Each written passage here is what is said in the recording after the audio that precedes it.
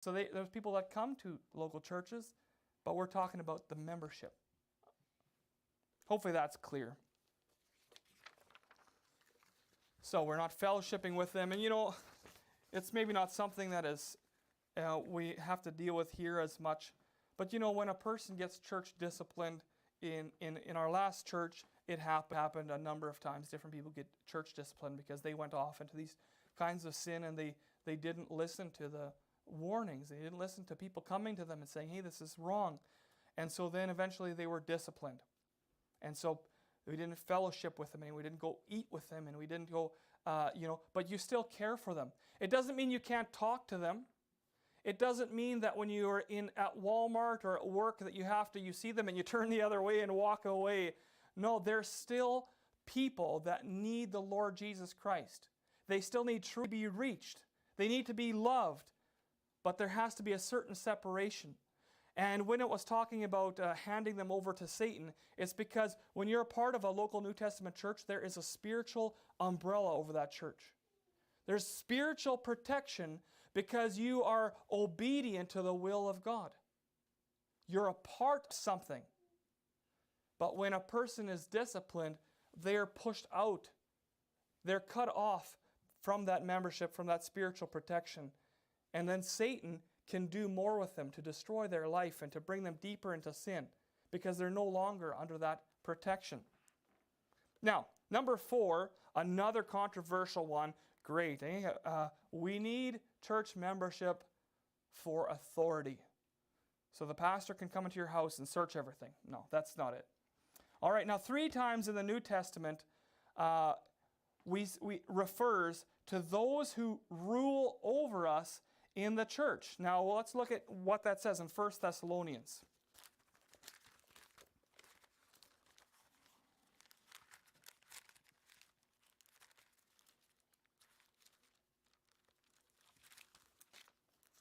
Oh, I thought 1 Thessalonians was ripped out of my Bible. Forgot where it was. 1 Thessalonians chapter 5. And in verse 12. And he says, "And we beseech you, brethren, to know them which labor among you, and are over you in the Lord, and admonish you." So those that are over you in the Lord, ruling over. 13.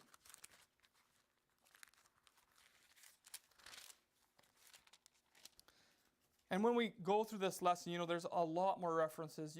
Every one of these topics could be a lesson on their own. There's a lot more verses that talk about these things, but we can't look at all of them in a day. Hebrews 13 and verse 7, it says, argue with the idea of there being authority in a church. But there is an authority structure in the church. The elders, the pastors, they rule over the church. The pastor is responsible for how the church is led. Now, if people don't like it and they say, I just can't follow the pastor in the way that he's leading the church, that's their choice then. Then they have to go find another church. They're going to have to leave if they just can't follow the pastor in the way that he's following Christ, if they don't agree with something. And yet in a local church, the under-shepherd is the pastor who answers to the Lord Jesus Christ in how that he leads that congregation. By his example, by his preaching, by encouraging, by talking to people about issues in their life, by counseling, all these things.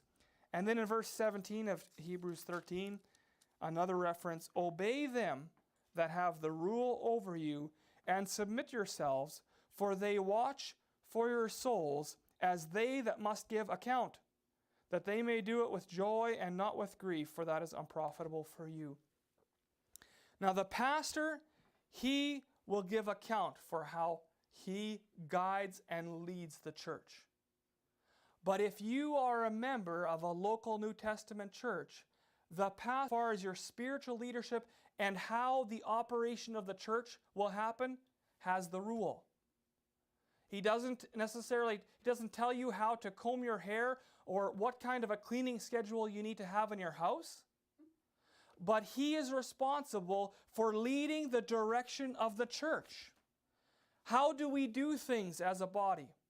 When we have a potluck or we have a Christmas banquet, What kind of music will be played? Or what kind of games will we have? The pastor has to oversee those things. He makes sure that things are going in the direction that God is leading him. Making sure that things continue in the way of the Lord. All right, so as far as how the church is led, and us, it refers to us as members. If I start teaching something that is off from our statement of faith and off from what Pastor Pfaffenroth believes, then he's responsible to deal with me. And he would correct me by beating me over the head with a big stick. No, that's not how pastors are to lead. That's not how our pastor leads.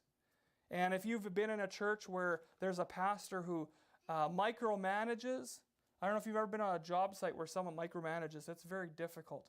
It's very difficult to flourish as a person on a job site where your boss is micromanaging you. Because you can't think for yourself then. You have to actually know each step of how that person wants you to do it. But in a church, the Lord has given us individuality. And a good pastor knows how to use every person's strengths and knows their weaknesses and can use them to lead the church forward, to propel them forward in reaching the world with the Great Commission. Does that make sense? Leadership. Church leadership and pastoral leadership and authority, it's a whole nother message. Now, according to these scriptures, each believer is to be under the authority of church leaders. Now, how can the church leaders know who they are ruling? And I'm not talking about a king or a micromanager. When we use the word ruling, some people get caught up in that right away, right? What we're talking about is biblical leadership and biblical authority. We're not talking about having control over every area of your life. All right? But how are they to know who they are ruling if there's no membership? When we have visitors come to church, we think differently about them and we deal differently with them because they're visitors. When we have someone at church and they're dressed in an inappropriate way, or a way that we're not agreeing with, we don't go and walk up to them and say, here's different clothes that you should wear. Now, we don't do that to anyone. But in some churches, that would happen. That would happen where someone is so caught up with their dress standard that they'll say, oh, wow, here, let me get you something different to wear. But my point, though it's poorly made, is that we deal differently with people that are members than we do with visitors. Because they're members. All right, we already talked about that in 1 Corinthians chapter 5. That really covered that. Now, do pastors have the rule over anyone who visits the church? Of course not. And as far as someone who's involved in the church, who's a member of the church, and let's say they're teaching the Bible study like I am, Pastor Pfaffenroth has the rule over me. All right, he